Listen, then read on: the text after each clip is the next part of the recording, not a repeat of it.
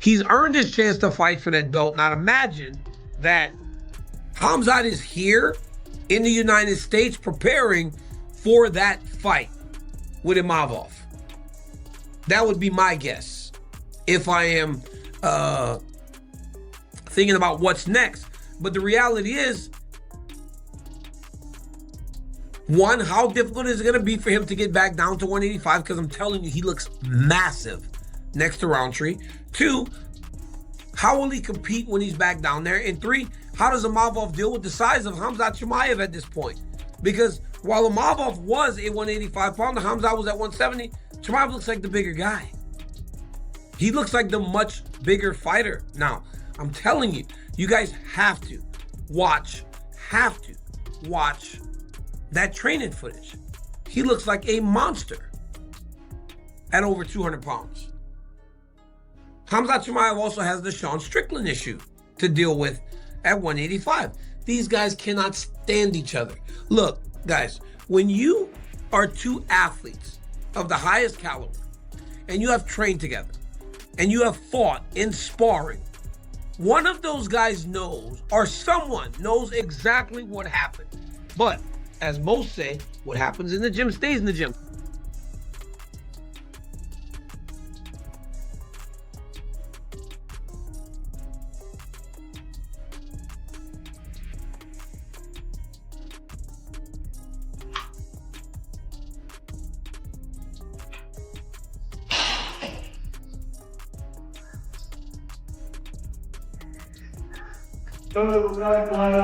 We've seen KHAMZAT Chimaev fight at welterweight. We see him fight at middleweight. Is he someone that if he says, hey, I want to fight at light heavyweight, we'd see him fight at light heavyweight? I'd like to see him defend his title at at a weight first. Yeah, I'd like to see him defend his title before he talks about jumping around from, you know, you're going to keep going up in weight divisions without defending.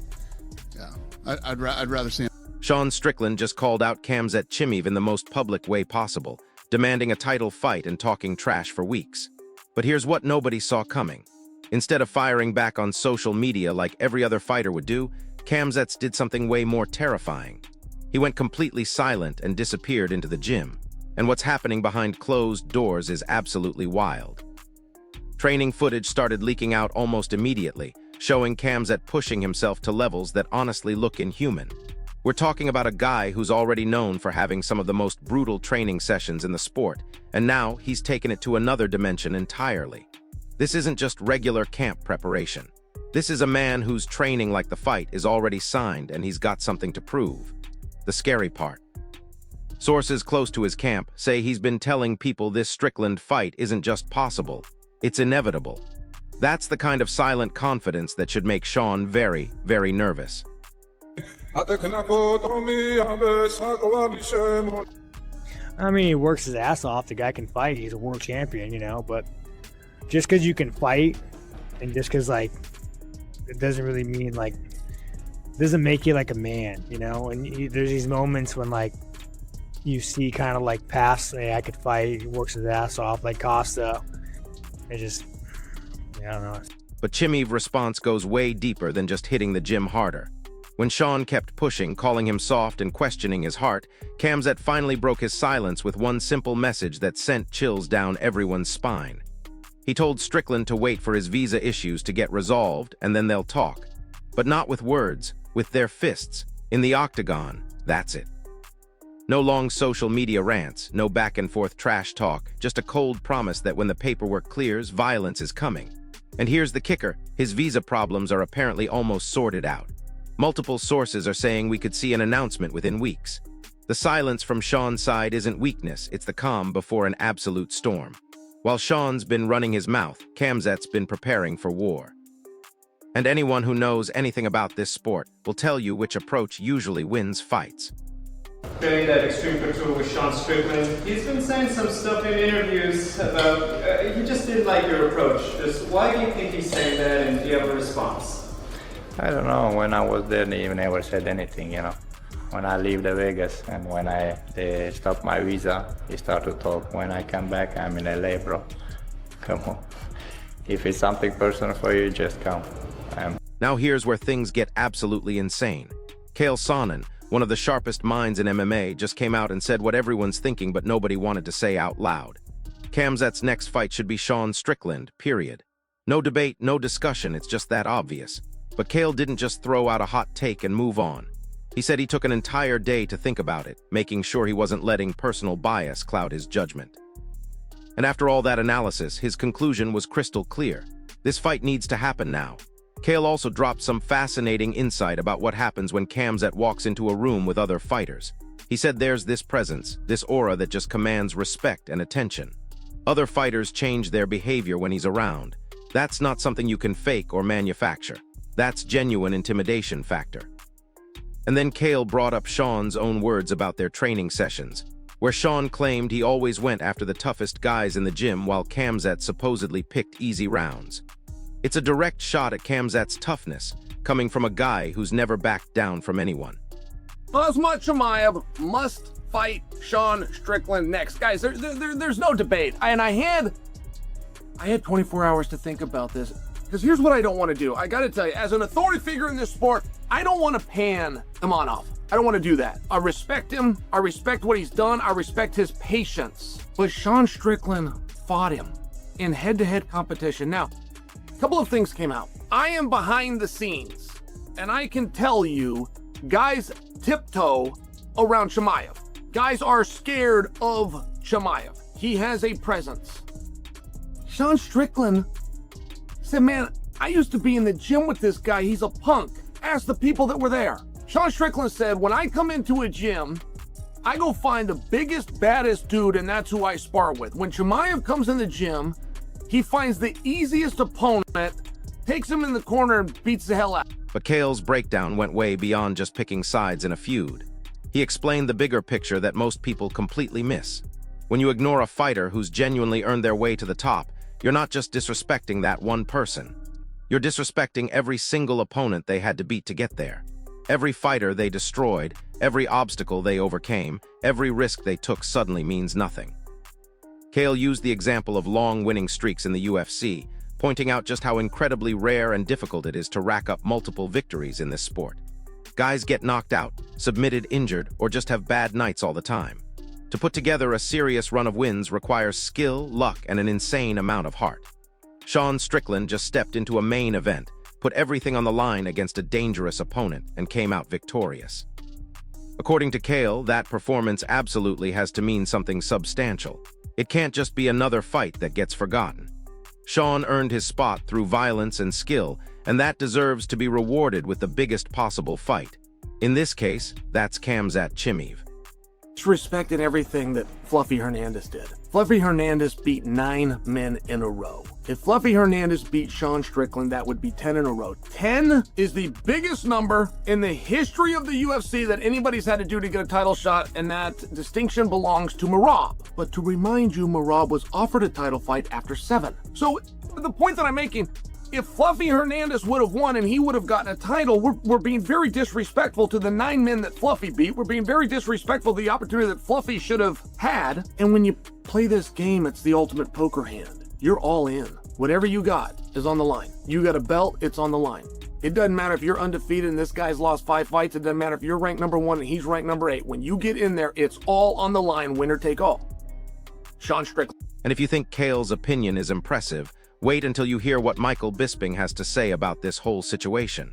The former middleweight champion is absolutely all for this fight, but he dropped some information that changes everything. Bisping revealed he recently spoke to KHAMZAT, and here's the bombshell. KHAMZAT is currently walking around at a massive 240 pounds. Let that sink in for a second. This is a guy who fights at 185 pounds, and he's carrying an extra 55 pounds right now. Bisping, who knows exactly what it takes to cut that kind of weight, called it a grueling ordeal that takes a serious toll on the body. But here's what's wild: KHAMZAT isn't out of shape. He's training incredibly hard in California, looking sharp and dangerous. The problem is there's no concrete title fight set up yet. He's the champion, but without a clear next challenger, he's just sitting there getting bigger and stronger. Bisping passionately believes the priority should be defending the title he already holds, rather than jumping up to light heavyweight and creating more chaos in the middleweight division. The longer they wait to book his next defense, the harder that weight cut becomes. A second now, I do want to say I was with KHAMZAT last week on the Jackson podcast, and KHAMZAT Chimaev told me that he is 240 pounds, right? What do you weigh right now, KHAMZAT? What do you weigh? Come on. You can keep it a secret if you want. I don't know. That is gigantic. That is a good weight for a heavyweight, let alone a middleweight that fights at 185 pounds, 84 kilos. That would be a 55-pound weight cut that he has to go through. And by the way, he didn't look fat. He looked to be in really good shape, and he's down there in Newport Beach, California, training, running on the beach every single day. The man is working out hard, but there's no talks of a title fight. In fact, I asked him, who will you be fighting? And he said, brother, I don't know. Now Bisping really got into the weeds of who deserves what in this division, and his analysis is absolutely fascinating. He brought up Nasruddin Imavov, acknowledging that he's genuinely dangerous and incredibly fast. But then Bisping asked the key question, who truly deserves it more? Sean Strickland has already faced and beaten Imavov. Sean is currently on a strong winning streak with a significant victory. And here's the crucial detail everyone keeps forgetting: Sean is a former champion. That adds serious weight to his resume and his claim for a title shot. Bisping kept circling back to the same fundamental point that makes perfect sense. KHAMZAT absolutely has to fight one of the very best middleweights in the world, and the fight with Sean Strickland is precisely what the fans are demanding. Why? Because of the undeniable bad blood and personal animosity between them. This isn't just about rankings or who technically deserves what. This is about two elite fighters who genuinely don't like each other, and that kind of real hatred creates the best fights in this sport. There certainly is some words, and Sean Strickland has beaten him before, beaten via decision. The reality is, who deserves it more? I don't know. Sean's only on a one-fight win streak, but he is a former champion. Imavov hasn't done that, right? The reality is, Chimaev has got to fight one of them. I know he's talking about going up to 205, or he's thinking about going up to 205, and making 185 from 240 pounds will be very hard, okay? But I would love to see him in there with Strickland, certainly when he says that he choked him out multiple times, and his lightweight training partner choked him out a bunch of times. And then you've got Strickland calling him a Chechen, all this type of stuff, right? Talking a lot of shit, talking a lot of smack, not afraid to poke the bear, shall we say, right? That fight's got to happen. I want to see it, you want to see it, the whole world would love to see it, right? So I think he's got to stay at a... Even Robert Whittaker, another absolute legend in the middleweight division and former champion, couldn't dismiss Sean's claim when asked directly. Coming from someone of Whittaker's caliber, that's a massive endorsement. Whittaker genuinely thinks Sean has a legitimate case for this fight, especially considering how impressively he beat Imavov and the way he finished his last opponent. These are the kinds of performances that grab attention and demand respect from everyone in the division. But Whittaker also brought up the harsh reality that most fans don't want to hear. The title scene in the UFC can be incredibly random, almost like a lottery system. It's not always based on who objectively deserves it most. Politics, timing, injuries, and business considerations all play a role. However, even with that caveat, Whittaker believes Sean has absolutely put himself right in the thick of the title conversation. His recent performances and the way he's been fighting have elevated him to legitimate contender status. When a former champion like Whittaker says you belong in the mix, you definitely belong in the mix. Is he the contender, do you think, next for the title in your mind that could potentially have the most challenge to KHAMZAT out of the possible contenders right now? Oh, it's hard to say. Like, I definitely think he has an argument now, especially because he's beaten Imavov and because of the way he put away Fluffy. But honestly, it's anybody's guess. You know, it's anybody's guess. The title fights and like contenders and that whole conversation is just so. But here's where Whittaker's analysis gets really interesting and honestly terrifying for Sean Strickland fans. When the conversation shifted to how this fight would actually play out, Whittaker didn't sugarcoat anything. He acknowledged that Sean's takedown defense is genuinely good, an impressive skill that serves him well against most opponents. However, Whittaker made it crystal clear that grappling with KHAMZAT Chimaev is an entirely different beast altogether. It operates on a completely separate level of violence and technique. And Whittaker isn't just speculating here, he has personal experience. He actually fought KHAMZAT and knows exactly what it feels like to be caught in that suffocating grappling web. Whittaker even brought up what KHAMZAT did to Dricus du Plessis, describing it as a level of dominance that was genuinely unsettling to watch. He stated unequivocally that this is not the same kind of grappling pressure Sean Strickland has ever experienced in his career. The strength, the technique, the relentless pressure, it's all on another level. That's a terrifying assessment coming from someone who's been there and survived to tell about it. I mean, I know you've been in there with KHAMZAT, man, and Sean Strickland's taking defense is pretty good, but we haven't seen him in there against, like, would you say Fluffy and KHAMZAT, it's two different levels when it comes to the grappling, would you say, like in terms of the way, the strength and yeah. Absolute night and day. Like, having been in there with Chimaev and seen, and everyone who saw what he did to Dricus, like, it's not the same. It is not the same. James Lynch, one of the most respected voices in MMA analysis, has been pushing for this fight from day one, and his reasoning is absolutely bulletproof. He pointed to Sean's dominant knockout victory over Anthony Hernandez as the definitive turning point that changed everything in the division. Lynch explained that Sean essentially snapped an 8-fight losing streak with that performance, achieving this incredible comeback in a high-stakes main event that significantly boosted his stock. But here's the crucial detail that makes this fight make perfect sense right now. There are currently no scheduled bouts for KHAMZAT. The champion is sitting there without a clear opponent, which is insane for someone who just won the title. Sean wasted no time calling out KHAMZAT immediately after his victory, and with no apparent challenger lined up for the 185-pound champion, the stars are aligning perfectly. Lynch also brought up the business side that everyone pretends doesn't matter, but absolutely does.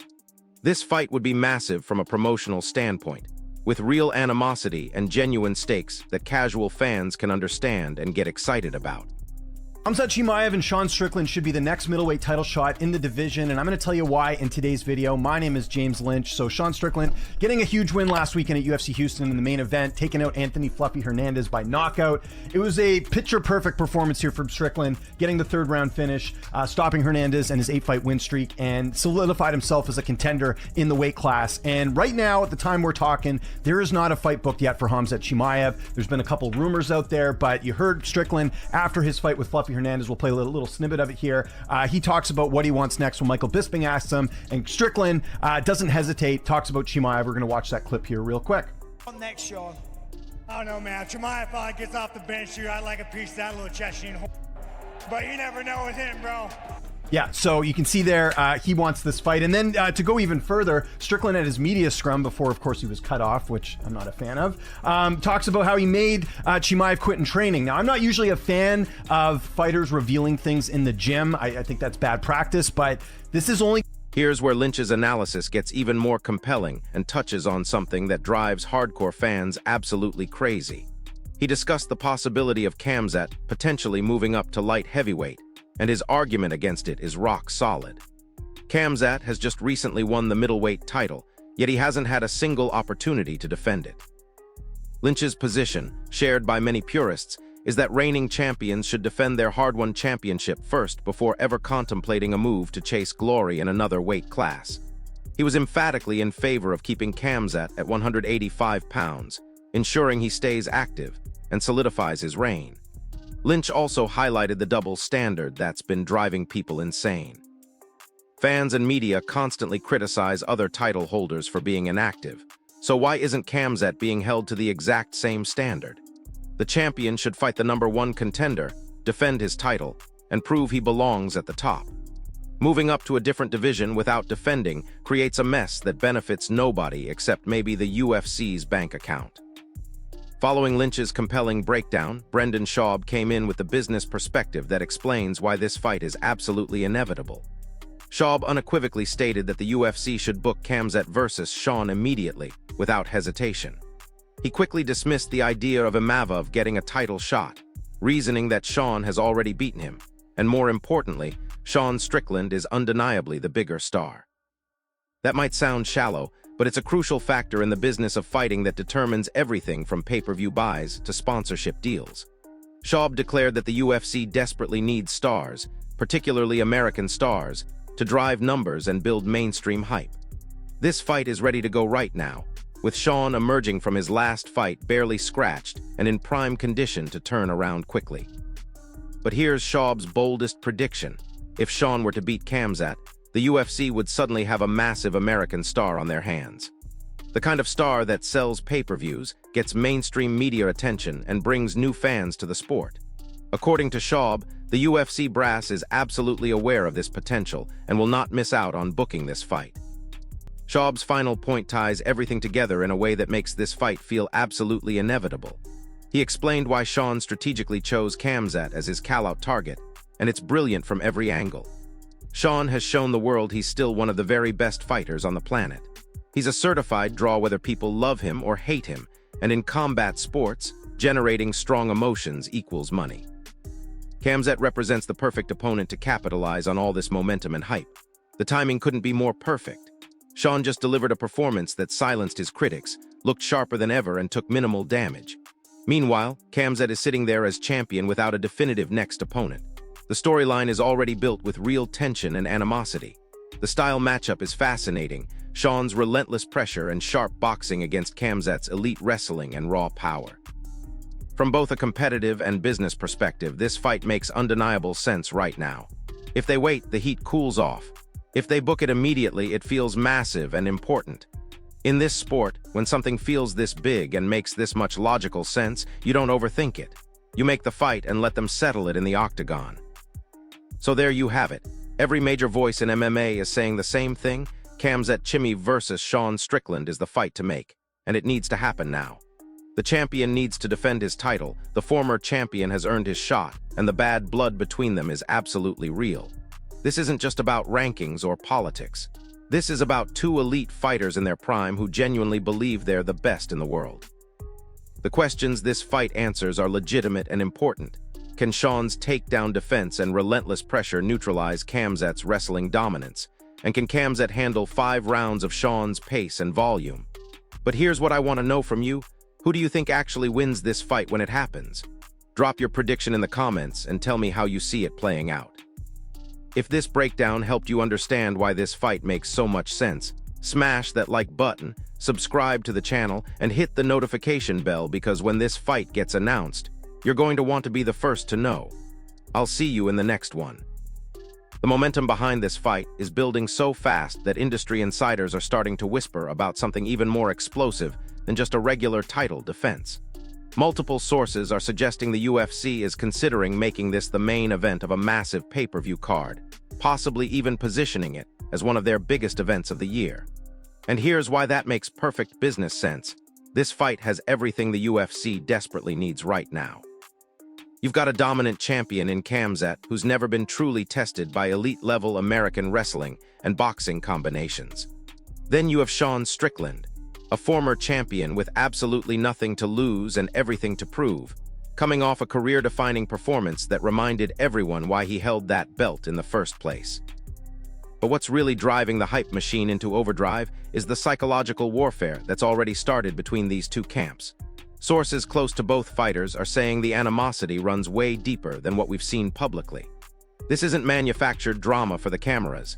These guys genuinely cannot stand each other, and it stems from their completely different approaches to the sport and life in general.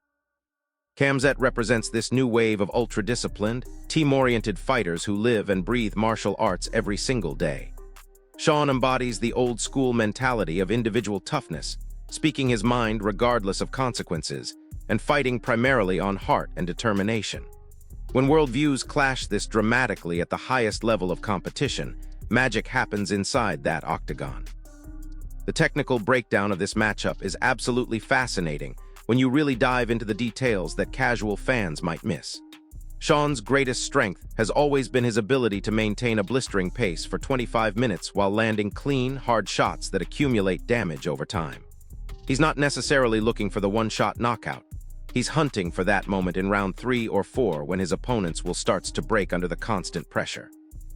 KHAMZAT, on the other hand, has built his entire reputation on ending fights early through overwhelming physical dominance and submission skills that border on artistic.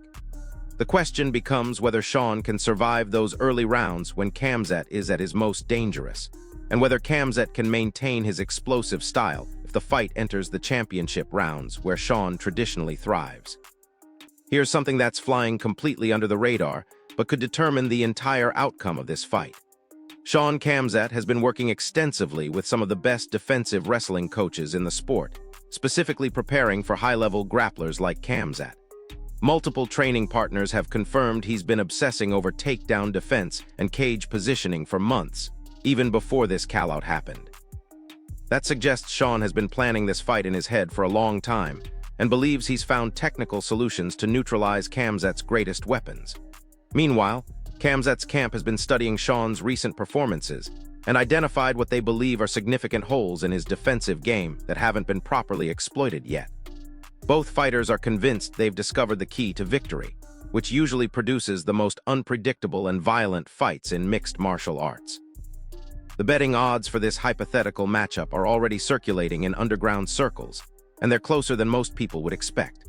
While KHAMZAT opens as the favorite due to his championship status and finishing ability, Sean's odds reflect genuine respect for his experience and recent form. Professional gamblers who make their living analyzing fights are split almost evenly, which tells you everything you need to know about how competitive this matchup really is on paper. Some sharp bettors are even suggesting that Sean represents incredible value as an underdog, pointing to his proven ability to rise to the occasion in big moments and his extensive experience in 5-round championship fights. When the smart money can't agree on a clear favorite, you know you're looking at something special.